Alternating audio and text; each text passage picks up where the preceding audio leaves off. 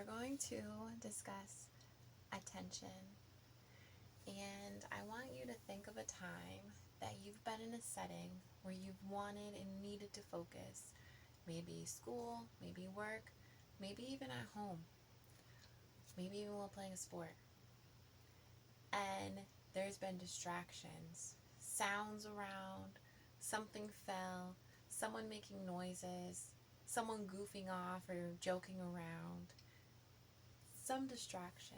Think of a time when you've experienced that.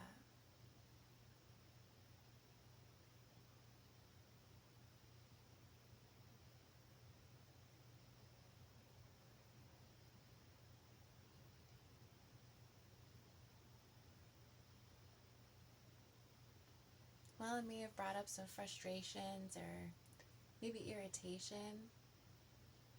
You probably had a way to solve it. Get yourself back in the zone. Moving to another space, focusing back in, reminding yourself of the task at hand. But you had some way to gather all of your focus back up and then direct it into the task that you wanted to do. Even if the sound is still happening around you, even if the laughter or the crash or whatever it is still happening around you. Meditation is much like that in the way that our mind is not going to stop doing its job because that's what it does for us. It thinks, it creates, it solves problems, it plans, and we are kind of persistent in what we expect of it. We tell ourselves, oh, we have to get XYZ done by this date, this time, and we feel a pressure. Or we have to think, I need to go to the grocery store, and then I need to do this, and I need to do the next task, and I need to do the next task, and we store it up here. Even if we use it on a list, we're still storing it. We have all of these thoughts all day long from the lives that we live and who we choose to be each day. And our mind helps us with that. It even helps us when it worries. We could be in dangerous situations. If we didn't have a mind that ever worried or wondered if we were safe, we could put ourselves in harm. Our mind is doing beautiful things for us because it loves us and because that's its job. That's what it does. That's what it knows.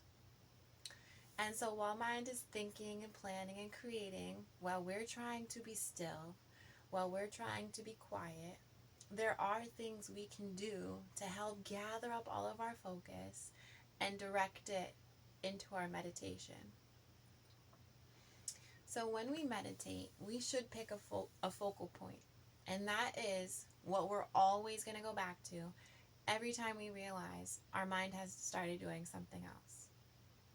It might take a little bit of time for you to realize mind is doing its own thing. And it might take you a little bit longer to realize mind is doing its own thing.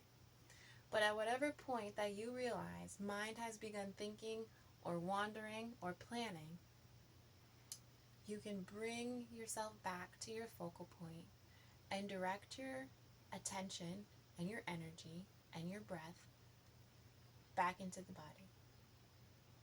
And so some good focal points are things that will not move, as following a steadiness, following a stillness.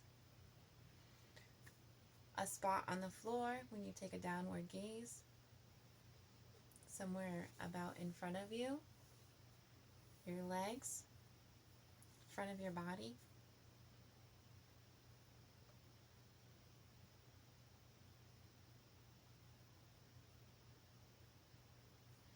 You can close eyes fully and use your breath as the focal point.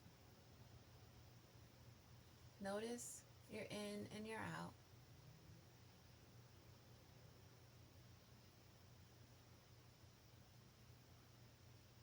As mind wanders, you bring your attention back to your in and your out.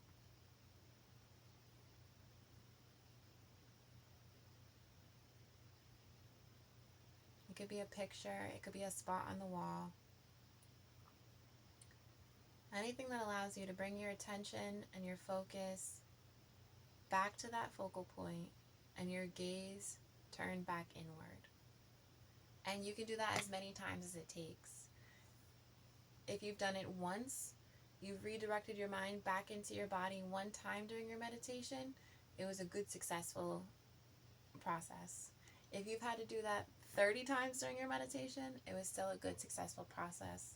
The point is paying attention and practicing the concentration. It's just a practice, like with any of the things that we do. And we can practice to attune ourselves to going inward, being still, and clearing our mind by just letting things go as they come. Notice that it's come and let it go.